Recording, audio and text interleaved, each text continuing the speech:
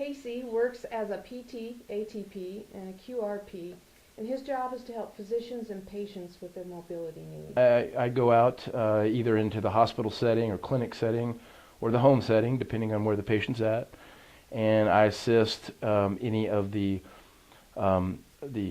practicing therapists or physicians that are attending to that patient. I help them with their decision on what type of either wheelchair or other rehab equipment, but make sure that it's properly designed and fitted, and to help with any questions about documentation needs and things like that, because it's there's a lot to that now.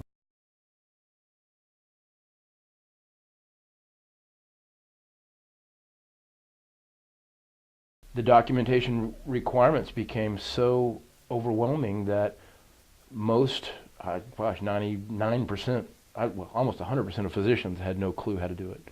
Didn't want to take the time to do it and just didn't know how to document correctly. And then 95% of the therapists out there, unless you were already in the seating profession and had lots of history doing it, had no clue on how to properly document or understand the wealth of information that was required.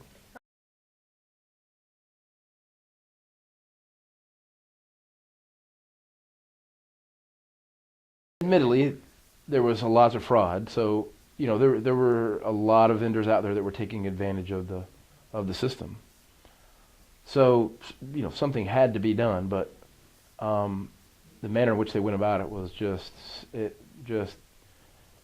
bottlenecked the whole process. I mean, to go from what it was to what it became with not much of a period of no education again, and not giving sort of a time where we could ramp up to the new system. It just put a horrible bottleneck, a stranglehold on people trying to get the equipment that they needed in a timely fashion. And we still deal with it today. It's 6 years later now, and I still get the same deer in the headlights look from therapists and physicians on what's needed for a higher end power wheelchair or a more customized manual wheelchair.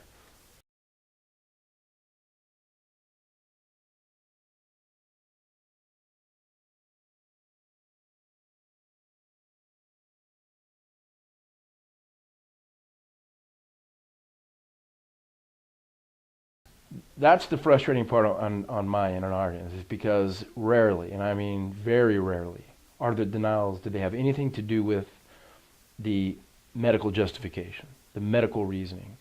I dare anyone to come and find any of the chairs that we provided to a patient that the patient did not have the medical need and that medical need was not properly documented.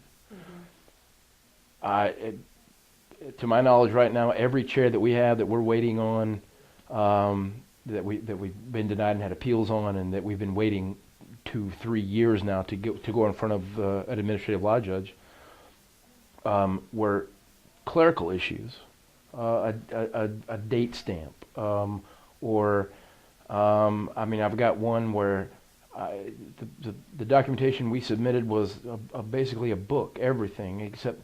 And then this patient, because the doctor did not document that he came into the office first, this is a story of a long-standing relationship with a physician. This patient had come into the doctor. The seating clinic was there on the campus, realized the medical need. It was time for a new power chair. He'd been in a power chair paid for by Medicare for several years, since the early 80s.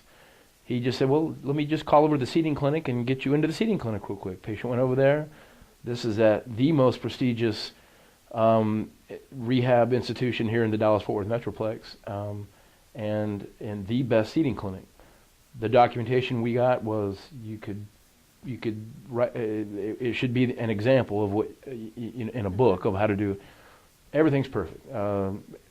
My evaluation, everything else after the fact, but because the doctor did not just simply write in his note or in her notes in this case that the patient, that I just saw this patient first and that I referred them to the clinic, even though the physician at the bottom of the seating clinic signed off on it saying I'm agreeing to this, made a statement that after the fact, that I'm in a full agreement of everything that's been noted, signed off on the detailed product description that itemizes every single thing we build.